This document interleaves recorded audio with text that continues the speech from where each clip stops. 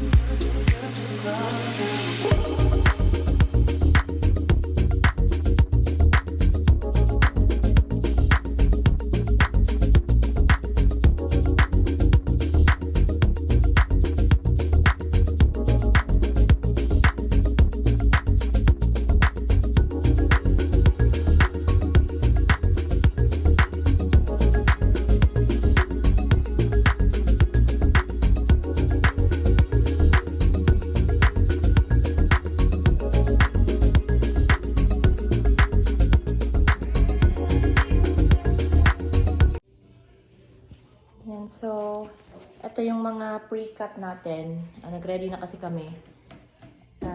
We anticipated some orders, and good thing yung anticipation na yon is nangyari naman talaga. So nagamit din namin, so hindi kami masyadong nag-ingay for today para maghiwa ng mga kahoy.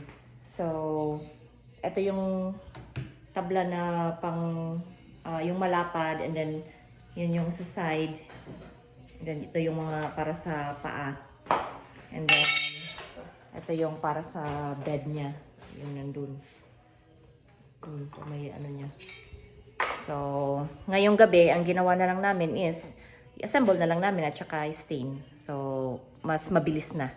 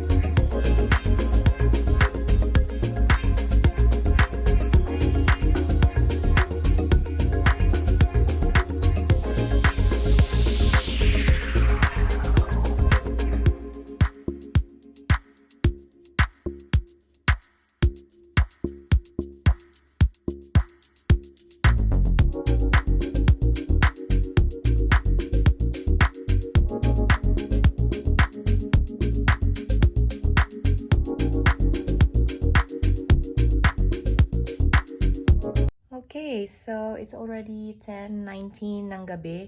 And so, hindi na kami pwede masyadong magpupukpok doon sa garage at saka gumawa ng ingay kasi nga, syempre, respeto na rin sa ating mga kapitbahay at ayaw din natin ma-report sa Homeowners Association. So, yung ang natapos natin ngayon, meron tayong 2 boxes na natapos, yung full body na talaga. Tsaka nalagyan na rin natin ng bed. Pero isa pa lang doon ang nagawa natin or nalagyan ng lining. So, bukas po natin i-resume lahat.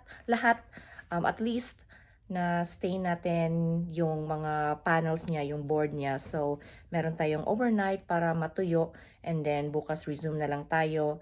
And we promise to have everything done by tomorrow. So, isa doon for pick up kasi malapit lang siya dito. So, pick upin niya na lang daw. Yung dalawa, yung medyo malayo. So, kailangan namin i-deliver tomorrow after work. So, yon ang update natin for tonight. And let's just end this vlog for tonight. But we are gonna resume tomorrow. So, good night po sa inyo and see you tomorrow.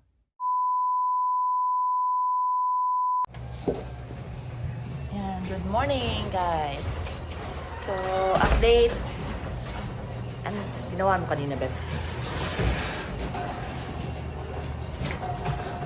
Yun yung isa doon. Andito yung dalawa. Actually, tapos na siya talaga as far as building and putting it together. Yun na lang talagang lining. Ginabi na kasi masyado kagabi. Tsaka, una, ayaw namin makadisturbo. Pangalawa, talagang pagod na rin. So, pinagpabukas na natin. Pero mamaya, pag uwi namin galing trabaho, itatapusin na natin yan para ready na. So, tara. Trabaho muna tayo at late na. Hi guys! So, it's me again of course. And ito na po yung Finished product natin, ayan, dalawa, tsaka isa doon. Ito po yung for delivery today, and that one is for pickup. So, ilo-load na po natin kay Ravi na andun, naghihintay. Yun. Excuse me. Oh, grabe tong allergy ko talaga ngayon. And talagang bahing ako ng bahing sa opisina. And so, springtime na kasi marami ng pollens, marami ng dust. So, hindi po ito COVID ha. Nagpa-vaccine na po ako. I'm good to go. Although, magkaka-COVID pa rin ako kung talagang magkaka-COVID. Pero, for the most part, I'm good. I'm safe. So, ayun. Let's load everything and then let's head there. And I actually showed those the photos of those boxes dun sa buyer namin. And she absolutely loved it. She's so excited. And that always fills my heart with so much gladness. Knowing na yung mga pinagsiservisyohan po natin, binibigyan natin itong, or pinagbebentahan natin itong mga produkto natin, na-appreciate yung effort natin, na-appreciate yung trabaho natin. So, yun, exciting, and that's why we always do what we do. And let's go load up Ravi and let's go deliver the boxes.